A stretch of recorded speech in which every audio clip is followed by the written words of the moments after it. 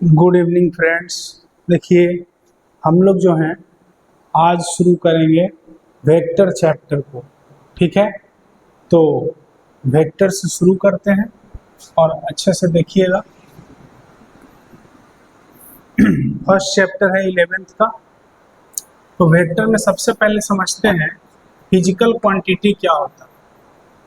Physical quantity बोलेंगे क्या? वैसा क्वांटिटी जिसको हम लोग मेजर कर सकते हैं उसको फिजिकल क्वांटिटी बोलते हैं। तो those quantity which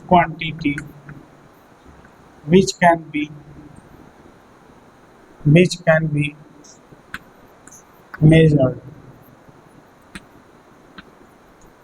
is called physical quantity. जैसे मास मेजर कर सकते हैं, टाइम मेजर कर सकते हैं, है ना, टेम्परेचर मेजर कर सकते हैं, और भी बहुत सारा क्वांटिटीज़ है जिसको मेजर कर सकते हैं। तो वो सब क्या है? फिजिकल क्वांटिटी है। अब देखिए फिजिकल क्वांटिटी दो टाइप का होता है। फिजिकल क्वांटिटी दो टाइप का होता है।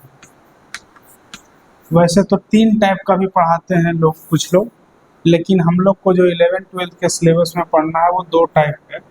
एक को बोलते हैं स्केलर क्वांटिटी,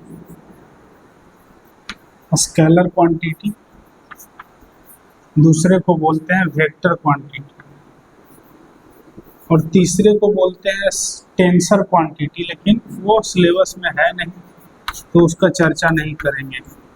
हम लोग स्केलर और वेक्टर के बारे में पढ़ेंगे। तो सबसे पहले पढ़ते हैं कि स्केलर क्वांटिटी किसको बोलते हैं। स्केलर क्वांटिटी किसको बोलते हैं? तो बोलेंगे those physical quantity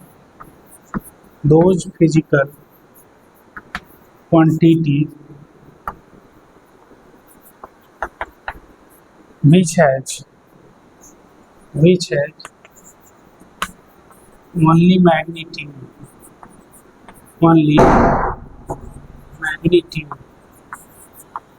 is called scalar quantity। जैसे एग्जाम्पल के तौर पे अगर देखें तो मास हो गया, टाइम हो गया, टेम्परेचर हो गया, डिस्टेंस हो गया,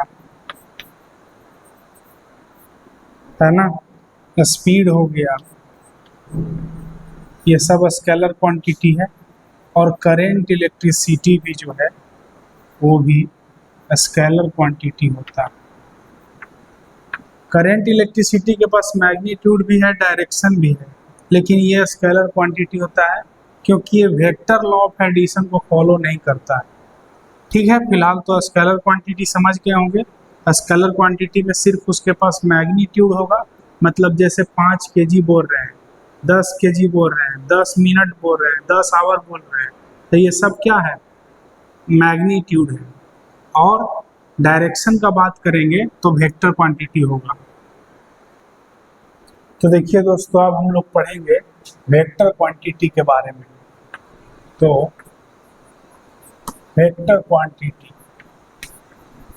क्या है? तो बोलेंगे those physical quantity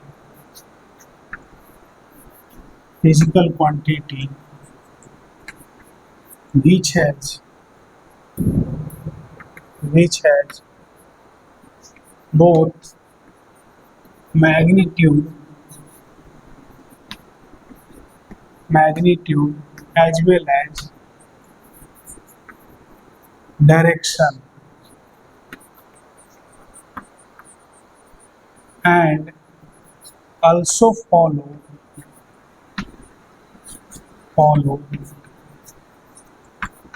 the vector law of addition।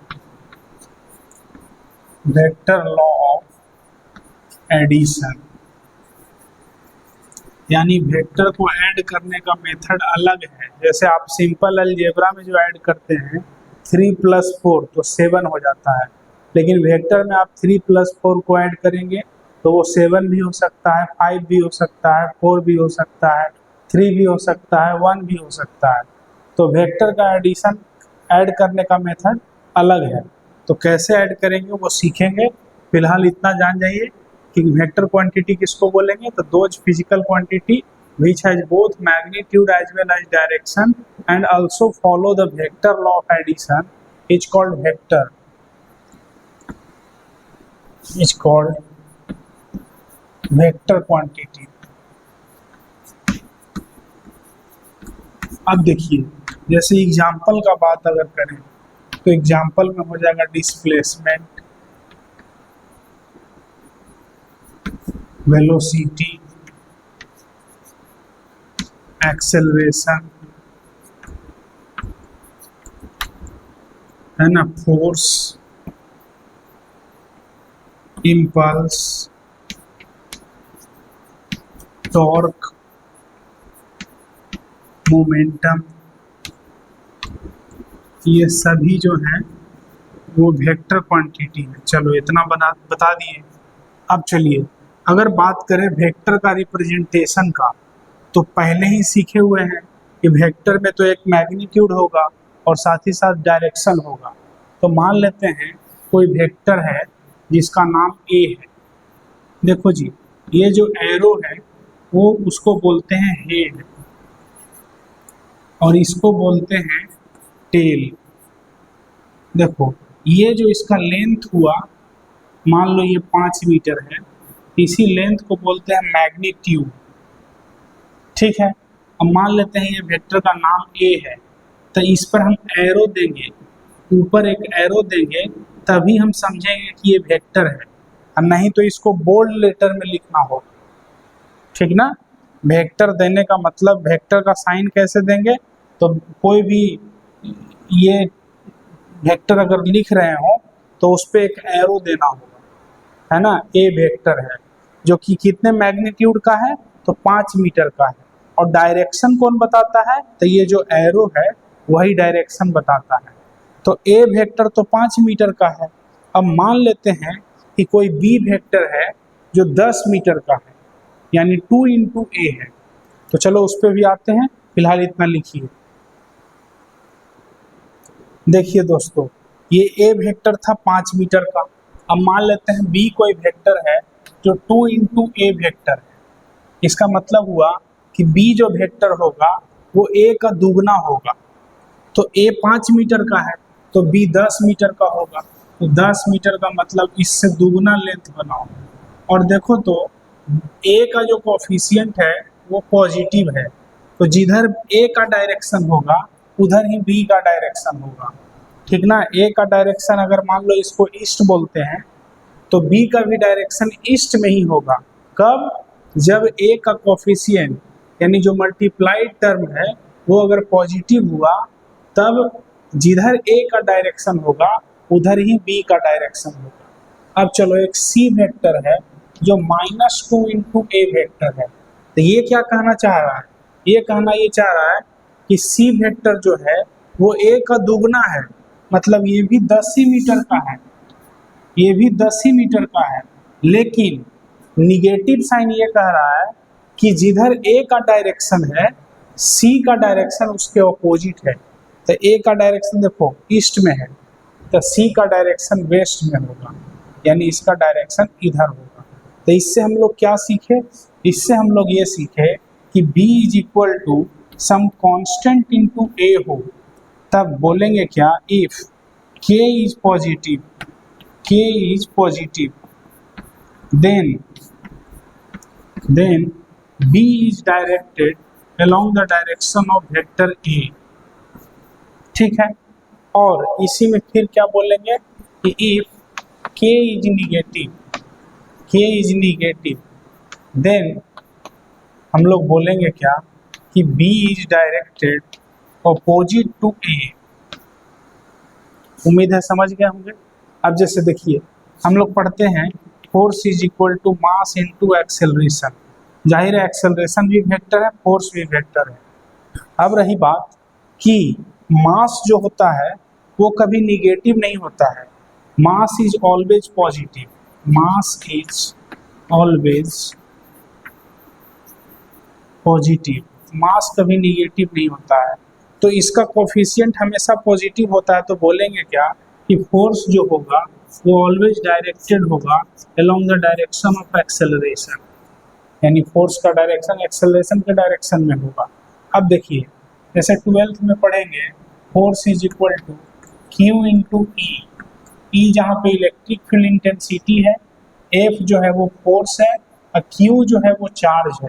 तो चार्ज तो पॉजिटिव भी हो सकता है निगेटिव भी हो सकता है, तो बोलेंगे क्या इस केस में इफ क्यू इज पॉजिटिव, अगर चार्ज पॉजिटिव हुआ तब फोर्स का जो डायरेक्शन होगा वो along the direction of electric field intensity, और इफ क्यू इज निगेटिव, अगर चार्ज निगेटिव हुआ तब फोर्स का direction opposite to electric field intensity हो। तो उम्मीद है यहाँ तक समझ गए होंगे। चलिए नोट करिए फिर आगे पढ़ते हैं। अब हम लोग सीखेंगे एडिशन ऑफ टू वेक्टर, तो चलिए हेडिंग दे रहे हैं एडिशन ऑफ टू वेक्टर्स, दो वेक्टर को ऐड कैसे करें।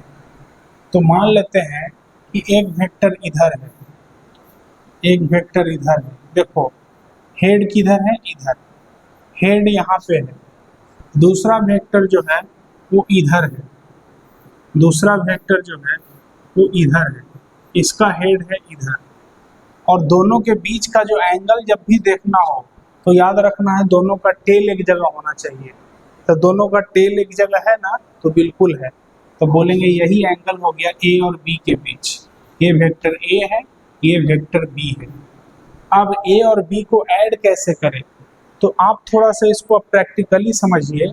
जैसे कोई आदमी यहाँ से यहाँ गया तो डिस्प्लेसमेंट अगर कोई पूछेगा तो बोलेंगे डिस्प्लेसमेंट यही हुआ, ठीक है, अभी यहाँ पहुँचा हुआ है, अब यहाँ से मान लो इधर चला गया, तो कोई पूछेगा दूसरा डिस्प्लेसमेंट किधर हुआ, तो बोलेंगे दूसरा डिस्प्लेसमेंट हुआ, दूसरा डिस्प्लेसमेंट यहाँ से यहाँ हुआ। अगर कोई पूछेगा फाइनल डिस्प्लेसमेंट क्या हुआ, तो बोलेंगे शुरू में यहाँ था और फाइनली यहाँ चला गया, तो यही हो गया फाइनल डिस्प्लेसमेंट। इसका मतलब एक डिस्प्लेसमेंट ये, दूसरा डिस्प्लेसमेंट ये, तो फाइनल डिस्प्लेसमेंट इसको बोल दिए। तो वैसे ही वेक्टर का ऐड होता है, डिस्प्लेसमेंट भी कैसा क्वांटिटी है, वेक्टर क्वांटिटी है, तो एक वेक्टर इधर दूसरा वेक्टर इधर, तो रिजल्टेंट वेक्टर इधर हो। तो ठीक है, अब जैसे इससे हम लोग क्या सीखे, इससे हम लोग ये सीखे कि अगर दो वेक्टर को ऐड करना हो तो एक वेक्टर के हेड पे दूसरे वेक्टर का टेल रख दो, अब फाइनल रिजल्ट निकालना हो तो पहले वेक्टर के टेल से दूसरे वेक्टर का हेड को मिला दो, तो यही रिजल्टेंट हो गया। मतलब इसको अगर ए बोले इसको अगर बी बोले तो ये आर वेक्टर होगा जो कि ए प्लस बी के इक्वल होगा। तो ठीक है, यहाँ हम लोग ए और बी को ऐड करना है, तो क्या करें, देखो बी तो यहाँ रखा हुआ है, अब बी को हमको ए के हेड पे रखना है, बी को हमको ए के हेड पे रखना है, तभी हम लोग ऐड कर पाएंगे ना। समझो एक डिस्प्लेसमेंट इधर हुआ और दूसरा डिस्प्लेसमेंट किधर हुआ है, तो हुआ तो इधर है लेकिन हमको यहाँ इसमें जोड़ना है, तो इसको यहाँ से उठा करके यहाँ रख दो, इसको यहाँ से उठा करके वहाँ रख दो। तो कैसे रखेंगे, तो रखेंगे पैरेलल शिफ्टिंग करेंगे, यानी वेक्टर को हम लोग पैरेलल शिफ्ट कर देंगे, पैरेलल शिफ्ट कर देंगे, वेक्टर को यहाँ पैरेलल शिफ्ट कर देंगे। समझो बी वेक्टर जो यहाँ रखा हुआ था अब वही बी वेक्टर यहाँ आ गया, ठीक है, तो रिजल्टेंट वेक्टर क्या होगा, तो बोलेंगे रिजल्टेंट वेक्टर यही हो गया रिजल्टेंट वेक्टर, यानी यही हो गया आर वेक्टर जो कि ए प्लस बी के इक्वल है, ए प्लस बी के इक्वल है। ठीक, समझ गए, कोई दिक्कत परेशानी समस्या नहीं, तो बस हो गया काम। ए में बी को ऐड किए, रिजल्टेंट वेक्टर हमको मिल गया, लेकिन इसका लेंथ अगर कोई पूछेगा तो बोलेंगे ए के मैग्नीट्यूड के इक्वल, इसका लेंथ अगर कोई पूछेगा तो बी के मैग्नीट्यूड के इक्वल, लेकिन इसका लेंथ पूछेगा तो बोलेंगे ये लेंथ तो निकालना पड़ेगा। ए और बी तो गिवन था, थीटा भी गिवन था, लेकिन जो रिजल्टेंट वेक्टर आया है यानी ये वाला लेंथ जो है वो कैसे निकालें। देखिए निकालेंगे कैसे, जो यहाँ से हम लोग परपेंडिकुलर ड्रॉ करते हैं, यहाँ से हम लोग परपेंडिकुलर ड्रॉ करते हैं और इस ए वेक्टर को आगे शिफ्ट कर रहे हैं। तो आप समझो इसका हेड आगे चला गया ना, हेड आगे चला गया तो ये वाला एंगल थीटा हो जाएगा क्या, समझना। जैसे यहाँ से यहाँ तक का लेंथ तो ए है, लेकिन यहाँ से यहाँ तक का लेंथ अब हमको मालूम नहीं है, ये वाला लेंथ हमको मालूम नहीं है। कोई पूछेगा ये दोनों लेंथ आखिर निकाल क्यों रहे हैं, ये दोनों लेंथ आखिर निकाल क्यों रहे हैं, तो बोलेंगे देखो हमको अगर इस ट्रायंगल में पाइथागोरस थ्योरम लगा दे तो हम लोग ये वाला लेंथ पता कर सकते हैं ना, ये हाइपोटेनस ना है, तो ये दोनों लेंथ पता करना होगा। तो चलो नाम दे देते हैं, जैसे इसका नाम O, इसका A, इसका B और इसका C, इसको मिटा देना।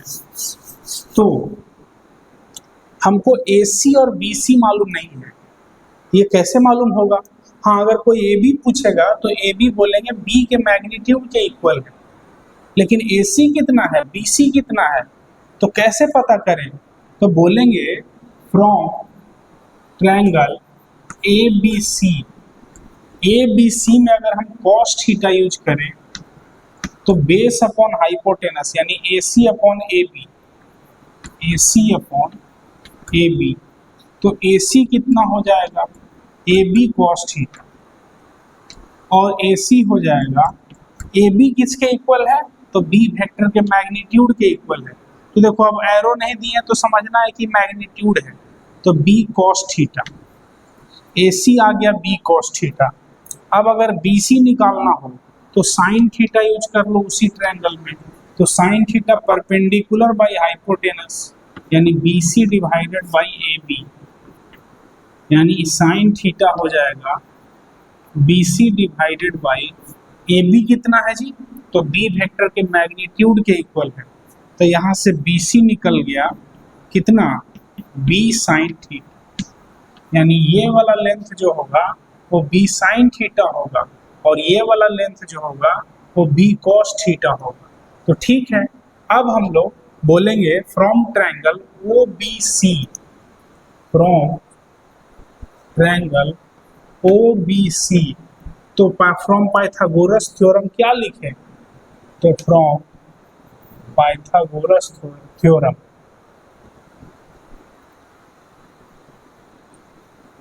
हम लोग बोल सकते हैं कि OB का square is equal to OC का स्क्वायर प्लस BC का स्क्वायर। तो OB तो R के इक्वल है, तो R का square is equal to OC किसके इक्वल है, तो ये है OA प्लस AC के इक्वल है, तो इसका स्क्वायर करो अब प्लस BC का स्क्वायर। अब चलिए R square is equal to OA किसके इक्वल है, तो A के मैग्नीट्यूड के इक्वल है, तो A प्लस AC किसके इक्वल है, तो अभी आया है B cos theta, B cos theta के इक्वल है, इसका स्क्वायर कर दिए। अब प्लस BC किसके इक्वल आया है, तो देखो B साइन थीटा, तो B साइन थीटा का होल स्क्वायर कर दिए। अब इसका स्क्वायर ब्रेक करिए, तो R square is equal to A square plus B square cos square theta plus 2AB cos theta, अब plus B square sine square theta. अब चलो R square is equal to A square अब plus B square को common ले लेते हैं, तो यहाँ cos स्क्वायर थीटा और वहाँ साइन स्क्वायर थीटा, तो cos square theta plus sine square theta अब plus 2AB cos theta, 2AB cos theta. तो देखिए तो ये वाला टर्म तो 1 हो जाएगा, तो हम लोग बोलेंगे क्या कि ये मिटा देते हैं, हम लोग बोलेंगे क्या कि जो वैल्यू है R स्क्वायर का वैल्यू कितना हो जाएगा, तो R square is equal to A square plus B square plus 2ab cos theta. तो r कितना हो जाएगा, तो बोलेंगे a square plus B square plus 2ab cos theta का अंडर रूट, यही हो जाएगा रिजल्टेंट वेक्टर का मैग्नीट्यूड। ये आपको याद रखना होगा, रिजल्टेंट वेक्टर का मैग्नीट्यूड। रिजल्टेंट वेक्टर का मैग्नीट्यूड कितना होगा, यानी इसका लेंथ कितना होगा, तो बोलेंगे a square plus B square plus 2ab cos theta. ठीक है, जहाँ पे यहाँ पे लिख देते हैं a और b जो है, a एंड b उसको कंपोनेंट वेक्टर बोलते हैं, कंपोनेंट वेक्टर। और r क्या है, तो r है रिजल्टेंट वेक्टर, रिजल्टेंट वेक्टर। उम्मीद है रिजल्टेंट वेक्टर जो है उसका मैग्नीट्यूड तो पता चल गया, लेकिन आप तो जानते हैं कि वेक्टर में मैग्नीट्यूड भी होता है और डायरेक्शन भी होता है। तो इसका मैग्नीट्यूड जरूर हमको पता चल गया है कि under root a square plus B square plus 2ab cos theta होगा, और इसको याद भी रखना है। लेकिन हमको तो ये भी पता करना है कि ये रिजल्टेंट वेक्टर का डायरेक्शन किधर होगा। ठीक है, तो डायरेक्शन कैसे देखते हैं, जैसे मान लो कि ये डस्टर ऐसे रखा हुआ है, कोई पूछेगा ये डस्टर जो है उसका डायरेक्शन किधर है, तो बोलेंगे ना कि डायरेक्शन आप हम लोग को देखना होगा। तो जाहिर है बोलेंगे क्या कि ये जो मेरा हैंड है उससे कुछ एंगल पे है, उससे कुछ एंगल पे है। तो वैसे ही बोलेंगे कि ये जो रिजल्टेंट वेक्टर है वो उसका डायरेक्शन देखना हो, तो बोलेंगे ये ए वेक्टर से कितने एंगल पे है ये देख लो, तो तुम बता देना कि ये इतने मीटर का है और ए वेक्टर से इतने एंगल पे है। तो ठीक है, ये मान लेते हैं कि अल्फा एंगल पे है, ये मान लेते हैं कि ये अल्फा एंगल पे है। तो tan अल्फा अगर इस ट्रायंगल में यूज करें तो tan अल्फा क्या होगा, तो देखिए तो tan थीटा होता है परपेंडिकुलर बाई बेस, तो ये तो BC अपॉन OC हो जाएगा, BC अपॉन OC हो जाएगा। यानी tan अल्फा कितना होगा, तो BC तो है B साइन थीटा और OC कितना है, तो OA प्लस AC, और OA है A और AC है B sine B cos theta.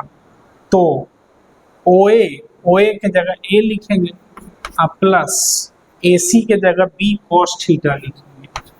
तो देखिए tan अल्फा निकल गया, ठीक है, कितना निकला, B sine theta upon A plus B cos theta. अब उसी में अगर हमसे ये पूछ दिया जाता कि हमको A वेक्टर से एंगल मत बताओ, B वेक्टर से कितने एंगल पे है रिजल्टेंट वेक्टर, तो इसको मान लो बीटा बोल दें, तो tan बीटा जो होगा, tan बीटा, उसमें कुछ करना नहीं है, यहाँ B के जगह A और A के जगह B रख देना है, आंसर आ जाएगा। यानी B साइन थीटा के जगह A साइन थीटा ऊपर में रहेगा और नीचे में B plus A cos theta हो जाएगा। तो उम्मीद है ये भी समझ गए होंगे। चलिए, तो हमको याद क्या क्या रखना है कि A वेक्टर और B वेक्टर है और दोनों के बीच का एंगल अगर थीटा हो तो रिजल्टेंट वेक्टर का magnitude under root A square plus B square plus 2AB cos theta होगा। और जो रिजल्टेंट वेक्टर है वो कितने एंगल पे होगा A वेक्टर से, तो tan अल्फा होगा B sine theta upon A plus B cos theta, और ये वाला एंगल जो होगा वो A sine theta upon B plus A cos theta होगा। तो उम्मीद है समझ गए होंगे। अब चलिए, अब देखिए दोस्तों, हम लोग जो है नोट में कुछ बात सीखते हैं। नोट में फर्स्ट पॉइंट क्या है, तो मान लो कि एक वेक्टर है जो इस तरह से है A वेक्टर, और ये जो है A वेक्टर जो है वो जाहिर है नॉर्थ में डायरेक्टेड है, इसको अगर नॉर्थ बोलते हैं तो नॉर्थ में है। अब क्या किए कि इसी वेक्टर को हमने क्या किया कि रोटेट कर दिया कुछ एंगल से, मान लो ये एंगल थीटा है, इसको हम बोल दिए A डैश। ठीक है, देखो इसी वेक्टर को रोटेट किए हैं, ऐसा नहीं है कि ये दूसरा वेक्टर है, नहीं, इसी वेक्टर को रोटेट किए हैं। ठीक है, लेकिन अगर आपसे कोई पूछे क्या A और A डैश इक्वल है, तो बोलेंगे कि नहीं ये गलत है, ए और ए डैश इक्वल नहीं है। तो क्यों नहीं इक्वल है? तो बोलेंगे ए का डायरेक्शन नॉर्थ में है और ए डैश का डायरेक्शन नॉर्थ से कुछ अलग है, तो जाहिर है डायरेक्शन चेंज होगा तो वेक्टर चेंज हो जाएगा, है ना। वेक्टर में तो पढ़े हैं कि मैग्नीट्यूड भी होता है और डायरेक्शन भी होता है, तो डायरेक्शन चेंज होगा तो वेक्टर चेंज हो जाएगा। हाँ, अगर इसका लेंथ 5 मीटर है और वही वेक्टर को रोटेट किए हो तो ये भी 5 ही मीटर का होगा, यानी मैग्नीट्यूड सेम होगा लेकिन डायरेक्शन अलग अलग है, तो वेक्टर सेम नहीं होगा। हाँ, मैग्नीट्यूड सेम होगा, ए वेक्टर का मैग्नीट्यूड ए डैश वेक्टर के मैग्नीट्यूड के इक्वल होगा। तो पॉइंट 1 में क्या लिखेंगे? बोलेंगे if A vector is rotated through an angle theta, then it gets changed.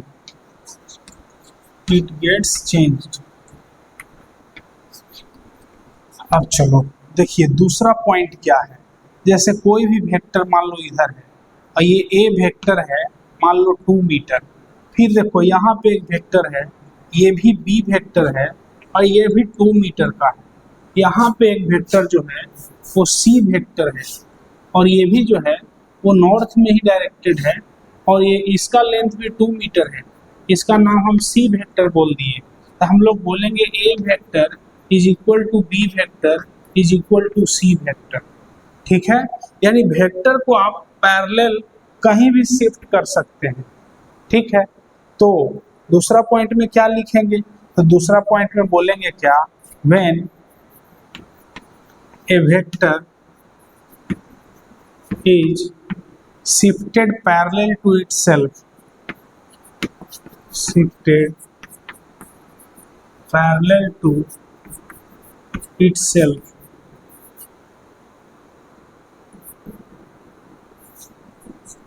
it gets unchanged।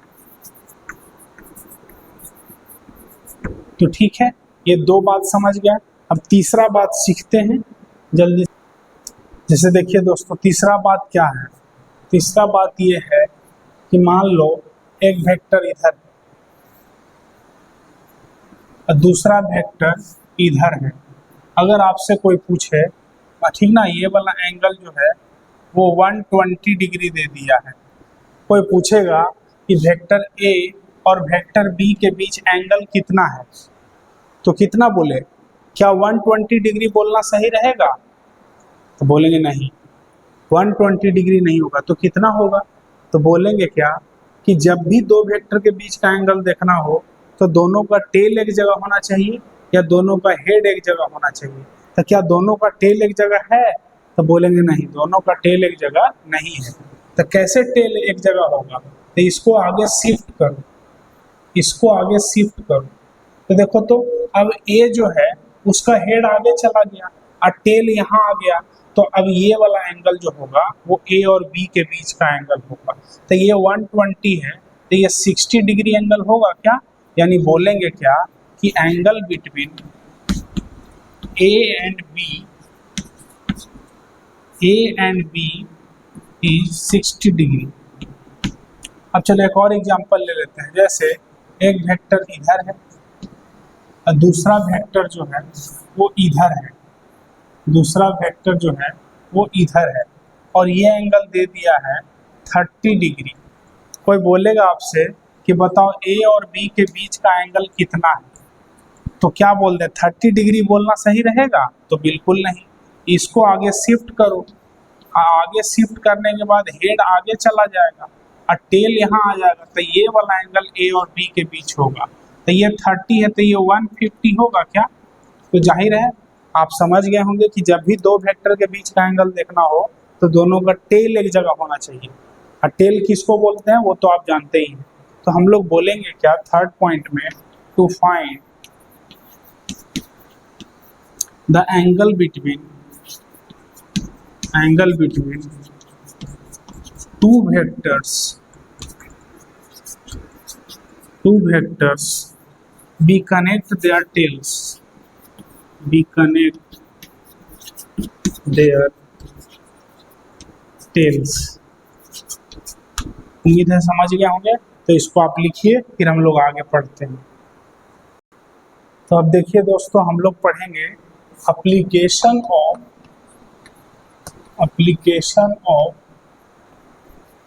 Addition of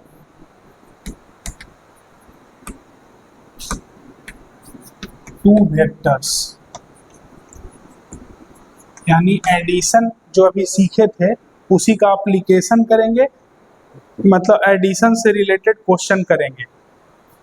तो चलो देखो क्वेश्चन कैसा है। जो क्वेश्चन कुछ ऐसा है कि ये है एक्स एक्सिस, और एक्स एक्सिस से एक वेक्टर जो है वो इधर है, और ये कितने एंगल पे है? तो 30 डिग्री के एंगल पे है।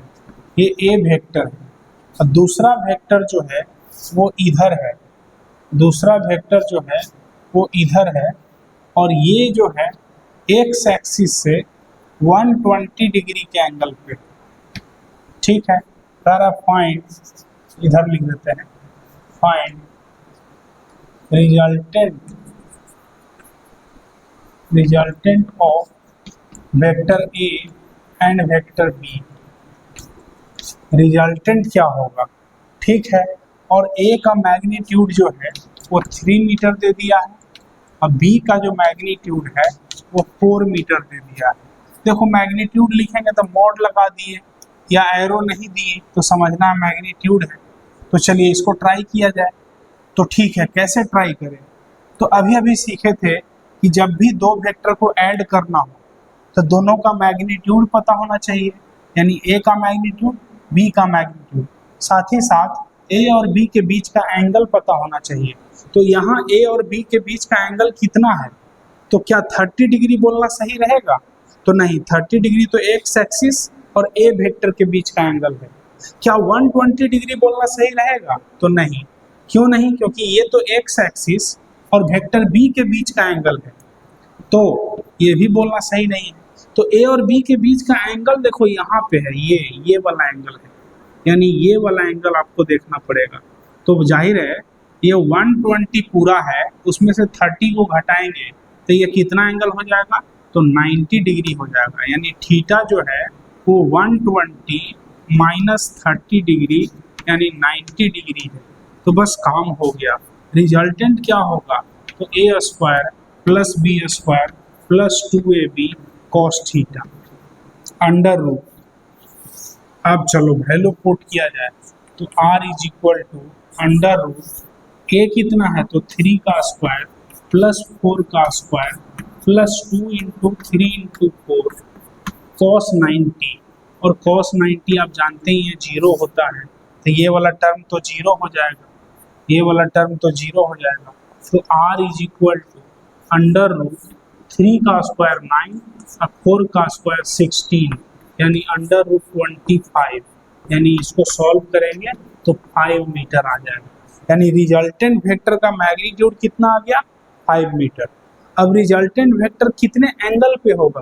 तो tan अल्फा निकाला जाए। तो tan अल्फा निकाल लो। कैसे निकालते हैं?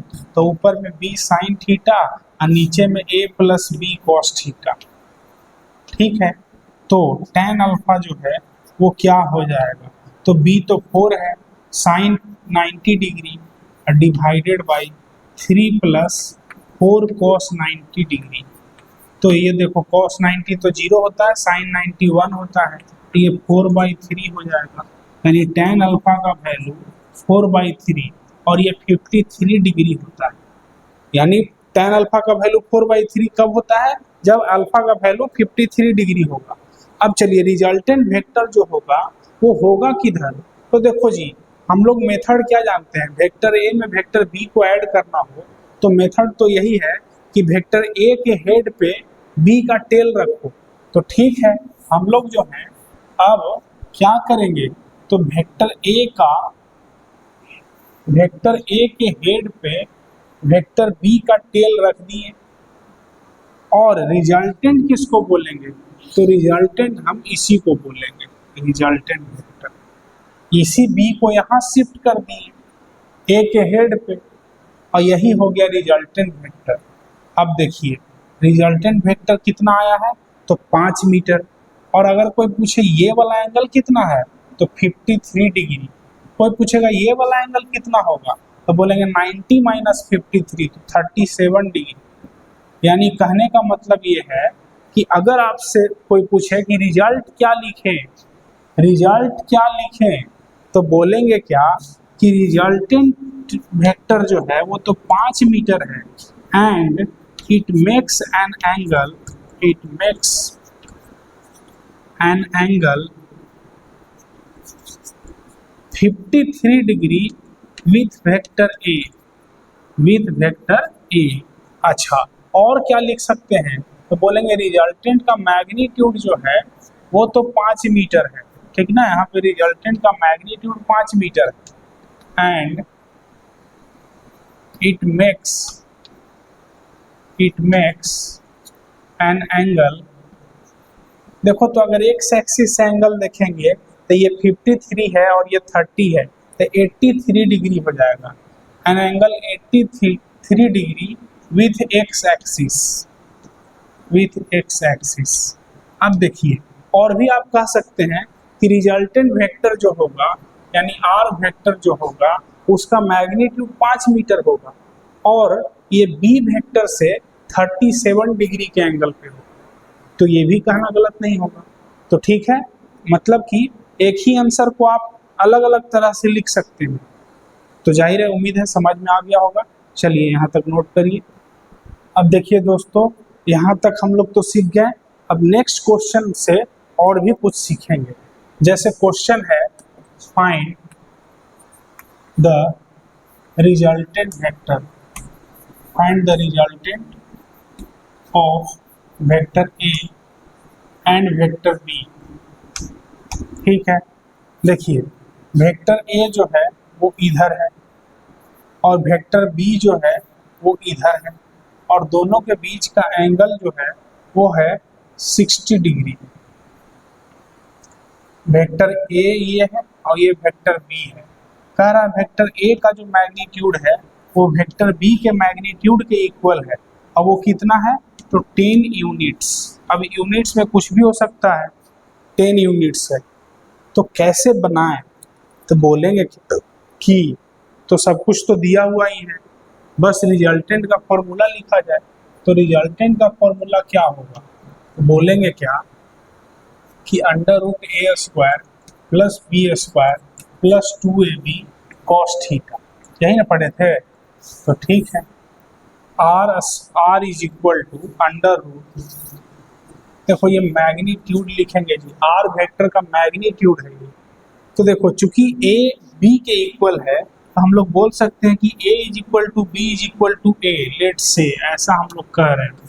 तो ए के जगह ए रखेंगे, बी के जगह भी ए रखेंगे, तब क्या आएगा देखते हैं।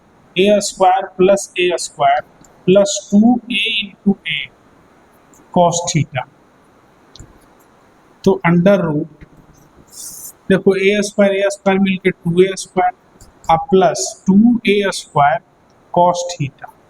देखो तो हम लोग बोल सकते हैं कि r इज इक्वल टू क्या हो जाएगा, तो बोलेंगे क्या कि 2a स्क्वायर को कॉमन ले लो, तो यहाँ बचेगा 1 और यहाँ बचेगा कॉस थीटा, यानी 1 प्लस कॉस थीटा। तो r इज इक्वल टू, देखिए तो क्या आ जाएगा, तो 2a स्क्वायर तो रहेगा ही, और 1 प्लस कॉस थीटा होता है 2 cos square theta by 2।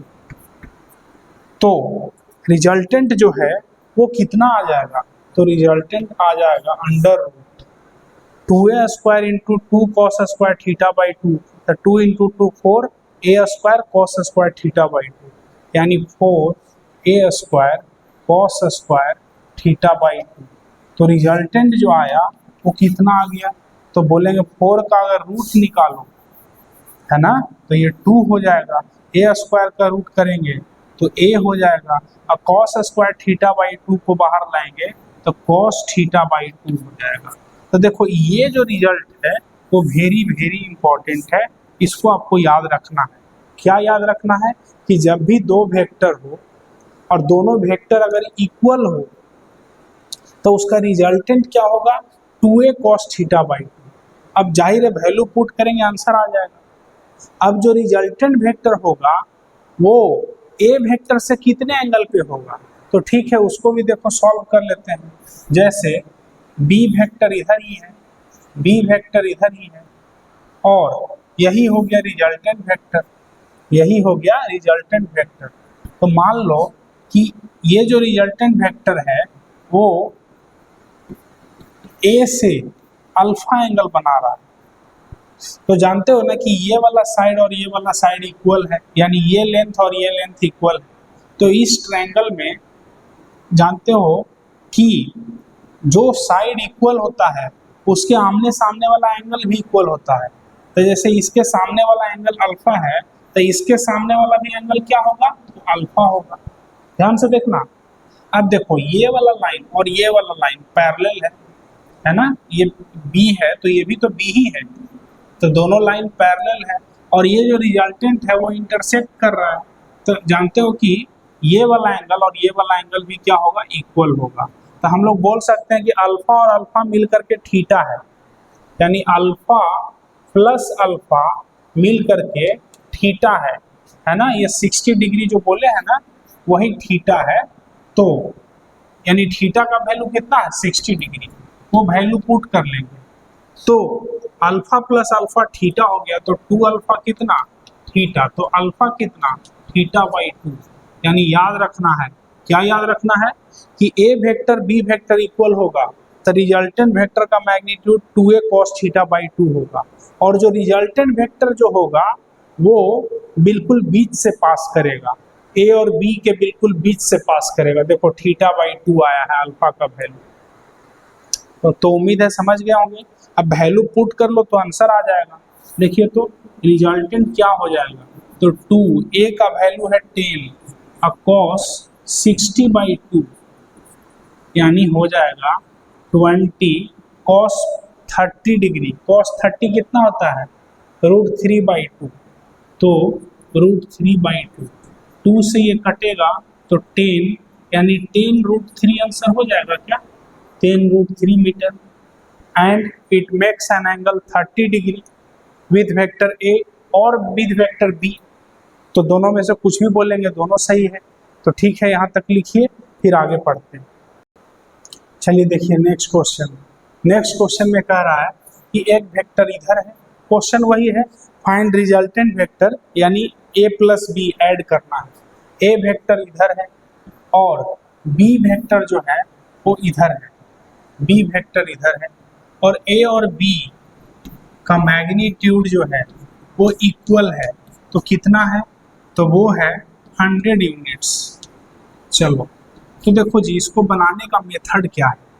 Method तो ये है, अच्छा a और b के बीच का जो एंगल है वो दिया तो नहीं है, लेकिन ये वाला एंगल दे दिया है कि 60 डिग्री।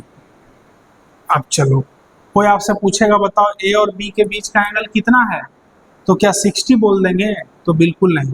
60 बोलने का मतलब आप फिर सीख नहीं पाए अभी तक। 60 नहीं बोलेंगे, कितना बोलेंगे, तो बोलेंगे इसको आगे एक्सटेंड करो। इसको आगे एक्सटेंड करने पे ये वाला जो एंगल होगा यही एंगल ए और बी के बीच का एंगल होगा। तो ये 60 है तो ये 120 होगा क्या, तो जाहिर है अब ए वेक्टर तो इधर आ गया। तो रिजल्टेंट वेक्टर आप जानते हैं कि ए और बी अगर इक्वल हो, ए और बी अगर इक्वल हो तो रिजल्टेंट वेक्टर बिल्कुल बीच से पास करता है, यानी रिजल्टेंट वेक्टर जो होगा वो तो इधर होगा, और ये कितने एंगल पे होगा, तो 60 डिग्री पे होगा। तो ठीक है, रिजल्टेंट वेक्टर जो है फर्स्ट मेथड से बनाए, तो फर्स्ट मेथड तो यही कहता है कि अभी अभी हम लोग रिजल्ट याद किए थे, जब भी दो वेक्टर इक्वल हो तो उसका रिजल्टेंट का formula 2a cos theta by 2 होता है। तो 2a के जगह 100 और cos थीटा के जगह कितना लिख दें, क्या 60 लिख दें, तो नहीं, कितना लिखेंगे 120। तो 120 डिवाइडेड बाई 2, तो देखो तो कितना आ गया, 2 इंटू 100 इंटू cos 60 होता है 1/2, 2 से 2 कट गया तो ये 100 आ गया क्या, यानी रिजल्टेंट वेक्टर भी जो होगा वो 100 यूनिट होगा। तो सोचो तो वेक्टर ए भी 100 है, बी भी 100 है और रिजल्टेंट भी है, जो 100 है। तो ठीक है, इसको सेकंड मेथड से कैसे बनाएं? फर्स्ट मेथड तो बन गया कि रिजल्टेंट होगा 100 यूनिट। अब कोई पूछेगा रिजल्टेंट वेक्टर कितने एंगल पे होगा, तो बोलेंगे 60 डिग्री पे होगा, है ना। अल्फा का वैल्यू θ/2 होगा, यानी 120/2, तो 60 डिग्री होगा। लेकिन दूसरा मेथड क्या है? तो दूसरा मेथड ये है कि ए जो है वो इधर है और जाहिर है ये ए है, अब बी जो है वो इधर है, तो ए के हेड पे बी का टेल रखो। देखो बी का टेल रखो, तो रख दिए। अब रिजल्टेंट किधर होगा? तो यही ना हो गया, इनिशियल से फाइनल मिला दो, तो यही हो गया इनिशियल से फाइनल मिलाना। ध्यान से देखना, फिगर थोड़ा अच्छा नहीं बन रहा है, फिर से हम बनाने का प्रयास करते हैं। ए इधर है, बी इधर है, बी इधर है, और रिजल्टेंट किधर है? तो रिजल्टेंट ये ए है, ये बी है, और यही रिजल्टेंट है। और सोचो रिजल्टेंट ए से कितना एंगल बना रहा है? 60। ये भी एंगल कितना गिवन है? 60। जाहिर है ए बी और आर तीनों अगर इक्वल है तो जाहिर है ये 60, ये 60 और ये भी कितना होगा? 60 होगा। तो उम्मीद है समझ गए होंगे। ये सेकंड मेथड हुआ। और थर्ड मेथड क्या है? तो थर्ड मेथड ये है कि आप क्या करो कि थर्ड मेथड में r is equal to √a² plus b² plus 2ab cos theta लिखो और इसमें वैल्यू पुट करके देखो क्या आता है। तो 100 का स्क्वायर प्लस 100 का स्क्वायर अब plus 2 into 100 into 100 into cos 120 degree. अब इसको सॉल्व करिए तो रिजल्ट क्या आएगा? तो देखो तो r इज इक्वल टू 100 का स्क्वायर प्लस 100 का स्क्वायर, तो 2 इंटू 100 का स्क्वायर, 2 इंटू 100 का स्क्वायर, अब प्लस, देखो प्लस नहीं माइनस हो जाएगा। कॉस 120 डिग्री कितना होता है? तो जाहिर है कॉस 120 डिग्री जो है वो माइनस साइन 60 होता है। सॉरी, कॉस 120 डिग्री जो है वो माइनस साइन 30 डिग्री होता है। तो है ना, कॉस 90 प्लस 30 करेंगे तो माइनस साइन 30 डिग्री हो जाएगा। तो यहाँ पे साइन 30 माइनस में रखेंगे तो -1/2 हो जाएगा। यानी देखो इसको मिटा दे रहे हैं और यहाँ पे लिख रहे हैं कि -2 इंटू 100 का स्क्वायर इंटू 1/2, 1/2 से 1/2 कट गया तो 100 का स्क्वायर एक घटेगा, 2 इंटू 100 का स्क्वायर माइनस 100 का स्क्वायर, तो ये क्या हो जाएगा? तो 100 का स्क्वायर हो जाएगा। तो 100 का स्क्वायर का अंडर रूट करेंगे तो 100 यूनिट हो जाएगा। तो देखो इससे भी बन गया। मतलब कहने का है कि मेथड तो कई है बनाने का। उम्मीद है आप समझ गए होंगे। तो यहाँ तक लिखिए। तो देखिए दोस्तों, नेक्स्ट क्वेश्चन जो है हम लोग लिखते हैं, बोल रहा है what is the angle between vector A and vector B if resultant vector is perpendicular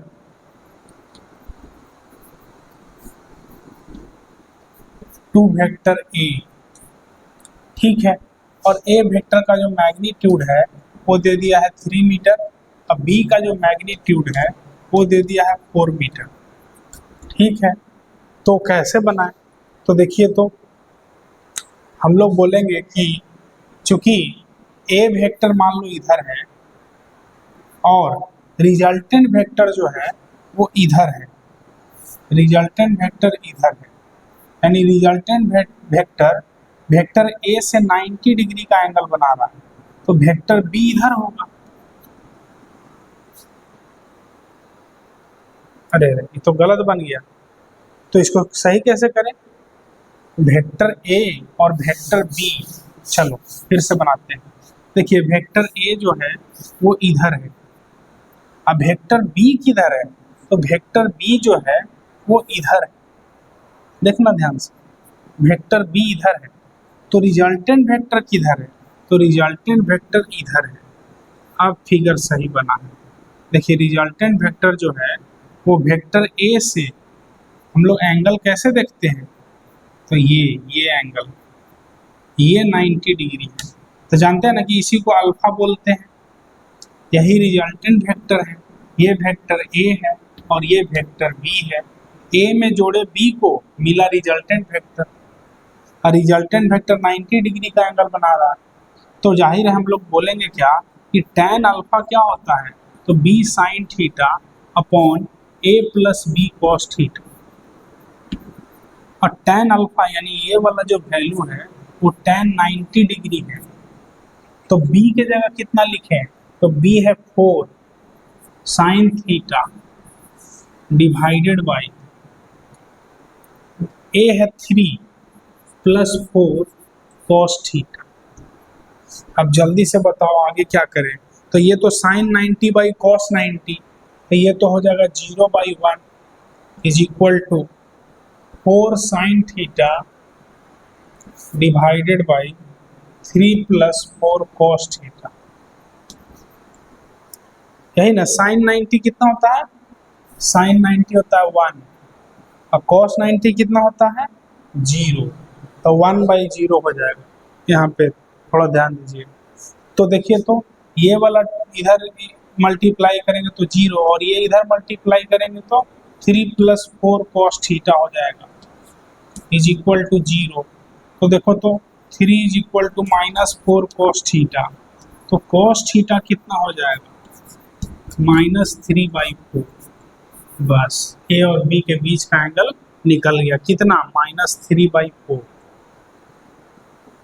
तो बताओ तो रिजल्टेंट वेक्टर कितना होगा। अब इसी में पूछ देता रिजल्टेंट वेक्टर क्या होगा, तो बोलेंगे क्या कि रिजल्टेंट वेक्टर जो होगा वो √3 का स्क्वायर प्लस 4 का स्क्वायर और plus 2 into 3 into 4 into cos theta. तो कॉस थीटा का वैल्यू कितना है, तो -3/4। देखो तो 4 से 4 कट गया और 3 इंटू 3 9, 9 इंटू 2 कितना 18। तो बोलेंगे क्या कि जो रिजल्टेंट होगा वो √3 का स्क्वायर 9 प्लस 16 और -18। ठीक, तो देखो तो ये √7 आ गया क्या, √7 मीटर। तो जाहिर है हम लोग कॉस थीटा भी निकाले और साथ ही साथ रिजल्टेंट भी निकाल लिए। तो उम्मीद है समझ में आया होगा। लिखिए, देखिए दोस्तों अब हम लोग नेक्स्ट क्वेश्चन करेंगे। करा सेलेक्ट द करेक्ट ऑप्शन, और इधर जो है वो वेक्टर ए को दिखाया है, इधर जो है वो वेक्टर बी को दिखाया है, और ये जो है वो आर इसको लिखा है। कह रहा है फर्स्ट ऑप्शन में कि A plus B is equal to R. दूसरा ऑप्शन है बी की, बी ऑप्शन क्या है, तो कह रहा है कि a plus R is equal to B. C option है कि b plus R is equal to A, और डी ऑप्शन है कि a plus B plus C, a plus B plus R is equal to 0। कौन सा option सही होगा, थोड़ा सोच के बताइए। तो देखो जी, एक तो कॉमन सेंस जो शुरू से अभी तक सीखते आए हैं उससे अगर सीखें तो बोलेंगे क्या कि ए के हेड पे आर का टेल है, तो यानी ए में आर जोड़ा हुआ है, तो रिजल्टेंट कौन है बी, यानी A plus R is equal to B. Correct option तो यही होगा।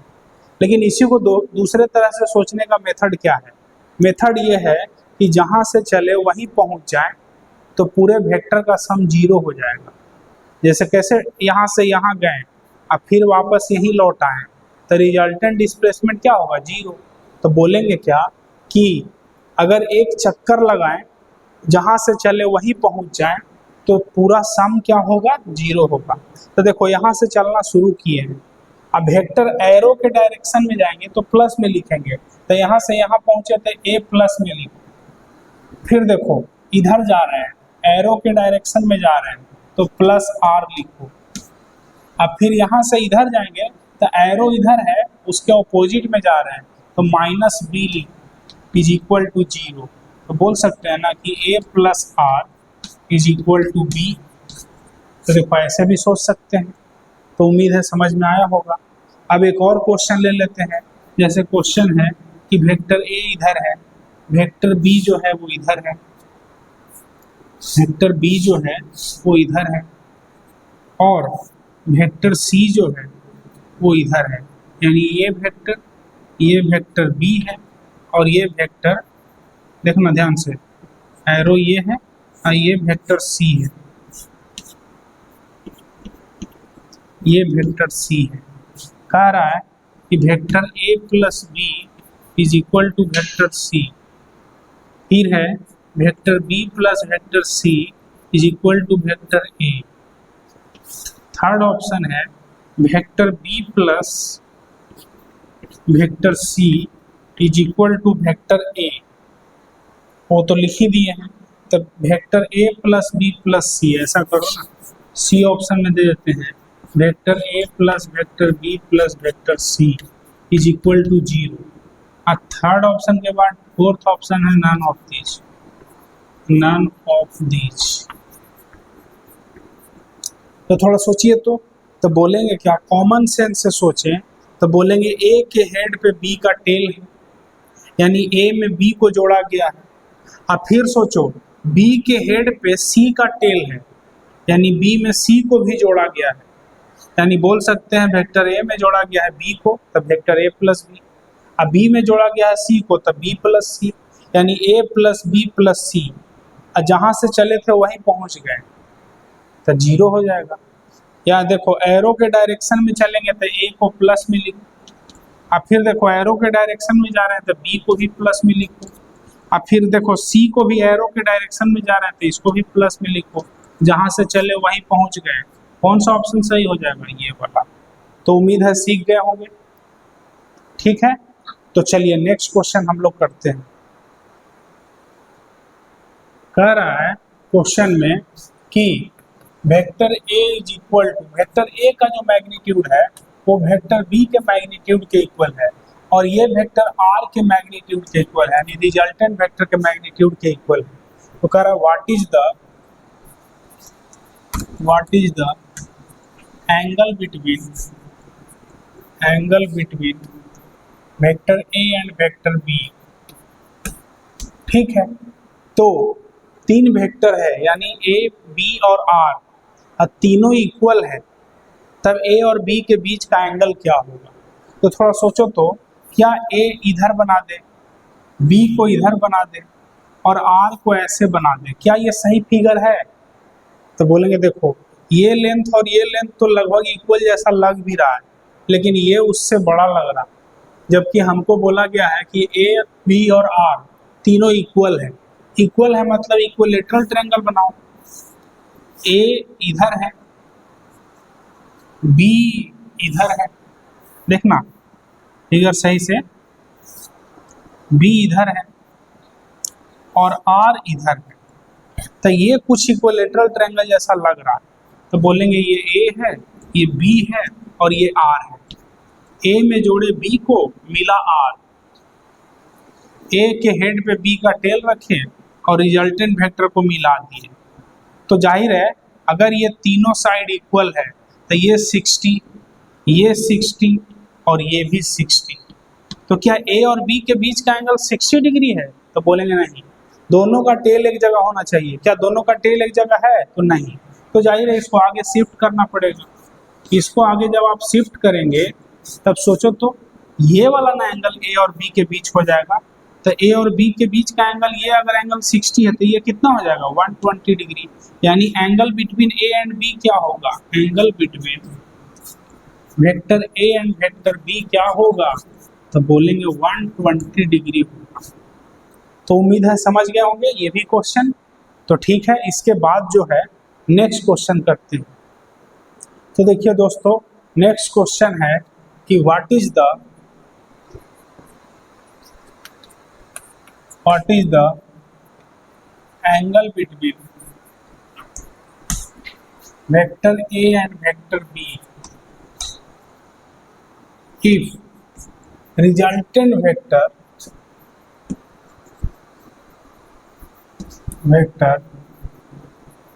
Is r is equal to, first question में है 7 मीटर, दूसरा क्वेश्चन में है r is equal to 5 metre, और तीसरा ऑप्शन में है r is equal to 1 metre, और वेक्टर a का जो वैल्यू है वो 3 मीटर दे दिया है। अब वेक्टर b का जो वैल्यू है, यानी इन दोनों का जो मैग्नीट्यूड है वो 4 मीटर दे दिया है। ठीक है, a और b के बीच का एंगल पूछ रहा है, रिजल्टेंट का वैल्यू दे दिया है, यानी थीटा का वैल्यू पूछ रहा है, कॉस थीटा। तो कैसे निकालें? तो देखो, एक तो कॉमन सेंस से सोचो, a कितना है 3 मीटर, b कितना है 4 मीटर, और दोनों को जोड़ने के बाद कितना आना चाहिए 7 मीटर।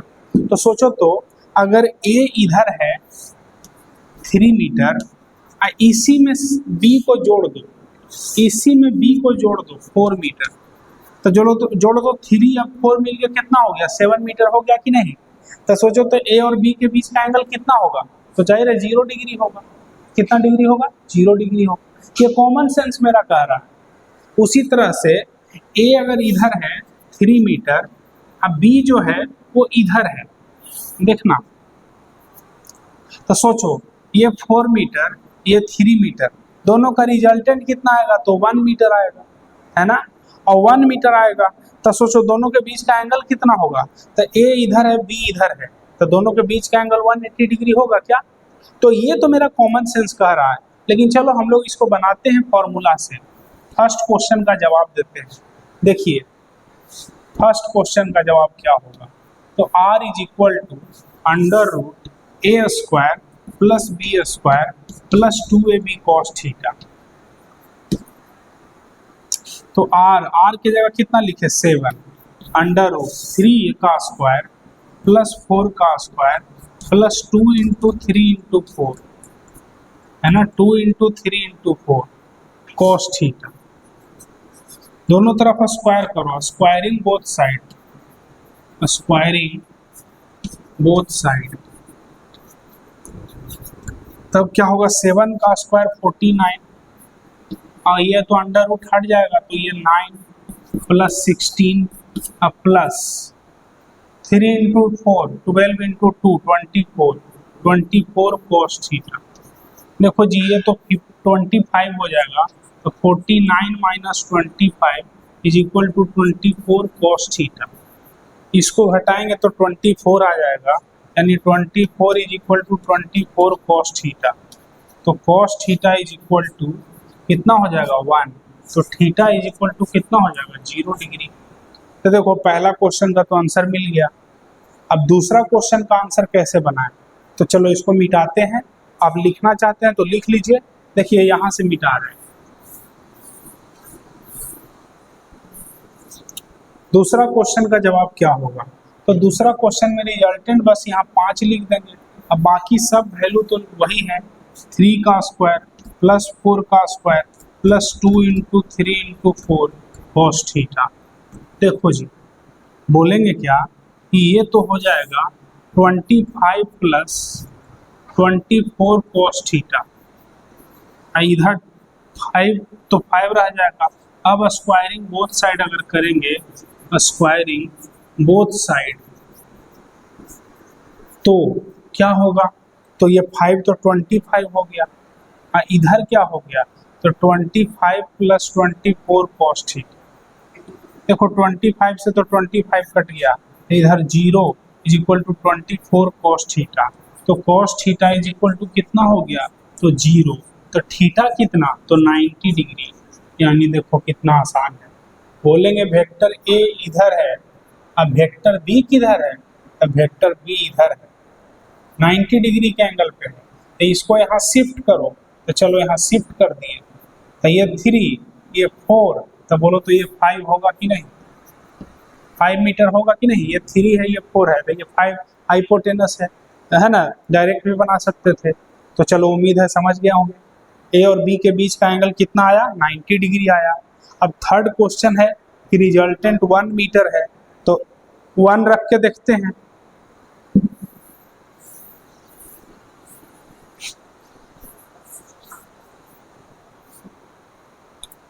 1 रख के देखो।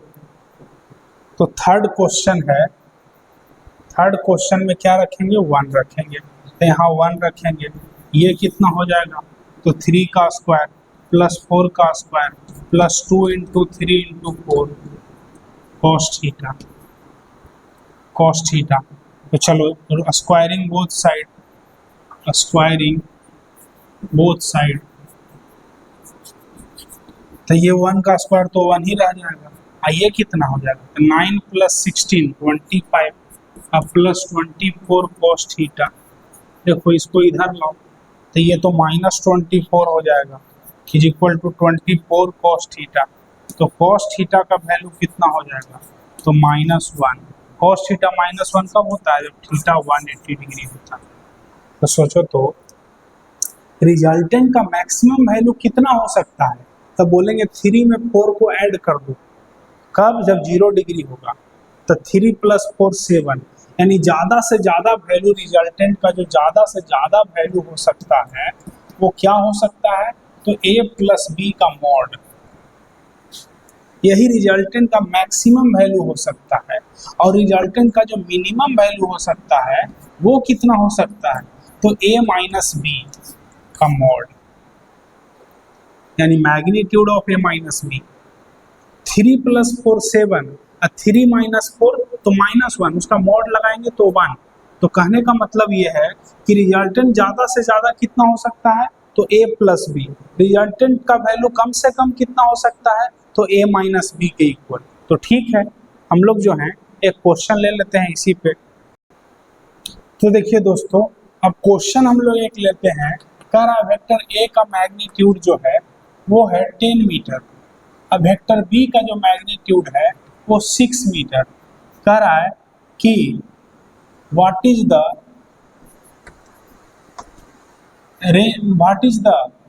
Value of